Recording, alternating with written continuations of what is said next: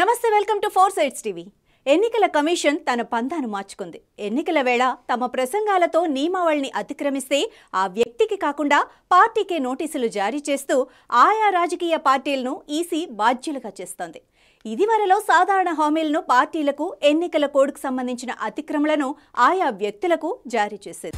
ఎన్నికల కమిషన్ మొట్టమొదటిసారిగా model code అతిక్రమణపై ఆయా వ్యక్తులకు కాకుండా పార్టీలకు నోటీసులిస్తోంది. పార్టీల స్టార్ క్యాంపెయినర్స్ చేసిన బాధ్యతారాహిత్య వ్యాఖ్యలకు పార్టీలే బాధ్యత వహించాల్సిందిగా ఈసీ చర్యలు తీసుకుంటున్నట్లు ఈ ప్రక్రియ ద్వారా తెలుస్తోంది.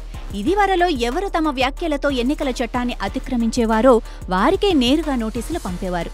ప్రస్తుతం బీజేపీ పార్టీలో ప్రధాని మోడీతో సహా క్యాంపెయినర్లు అతిక్రమణలకు పాల్పడినందుకు ఆ పార్టీ అధ్యక్షులకు పంపింది.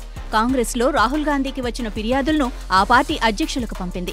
ఎవరి వ్యక్తిగత ప్రసంగాలకు వారే బాధ్యులని, అయితే రాజకీయ పార్టీలు కూడా ప్రచారకర్తల బాధ్యత వహించేలా ఈసీ నిర్ణయం తీసుకుంది. హై ప్రొఫైల్ రాజకీయ నాయకుల కోసమే ఈసీ తన వైఖరి మార్చుకున్నట్లు దీని ద్వారా తెలుస్తోంది. 2007 నవంబర్లో గుజరాత్ అసెంబ్లీ ఎన్నికల సందర్భంగా ఎన్నికల కమిషన్ సోనియా గాంధీకి నేరుగా నోటీసులు జారీ చేసింది. 2013 నోటీసులు అందుకున్న వారిలో మోడీ, 2014లో బీజేపీ జనరల్ సెక్రటరీగా ఉన్న అమిత్ షాకు నేరుగా కేంద్ర ఎన్నికల కమిషన్ నోటీసులు పంపింది. అయితే ఇప్పటి వరకు ప్రధాని పదవి నిర్వహిస్తున్న వారికి మాత్రం తమ ప్రసంగాల ద్వారా ఎన్నికల కోడ్ను అతిక్రమించారన్న నోటీసులు పంపలేదు. లోక్సభ ఎన్నికల్లో పదే పదే అతిక్రమణలకు పాల్పడుతున్న ప్రసంగికులపై చర్యలు తీసుకుంటామని చీఫ్ ఎన్నికల కమిషనర్ రాజీవ్ కుమార్ ప్రకటించారు.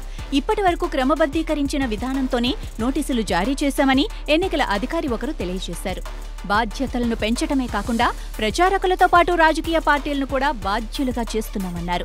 రాజకీయ పార్టీలు కూడా రాజ్యాంగానికి కట్టుబడి ఉండే విధంగా చర్యలు తీసుకున్నామన్నారు.